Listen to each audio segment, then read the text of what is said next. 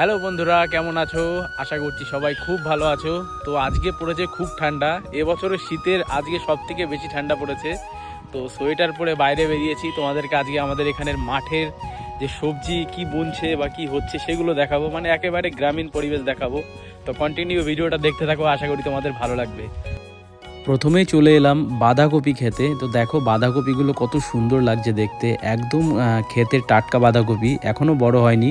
তো ক্ষেতের যে মালিক ছিল তাকে জিজ্ঞেস করেছিলাম, উনি বললেন যে এখনও অনেক বড় হওয়া বাকি আছে, কিছুদিন টাইম লাগবে আরও। তো দেখো কত সুন্দর লাগছে। আর তারপরে চলে গেছিলাম আমরা মটরশুঁটি খেতে, আমাদের সবার প্রিয় খাবার এটা। তারপরে গেছিলাম মূলো খেতে। তো দেখো এখানে কত সুন্দর মূলো চাষ।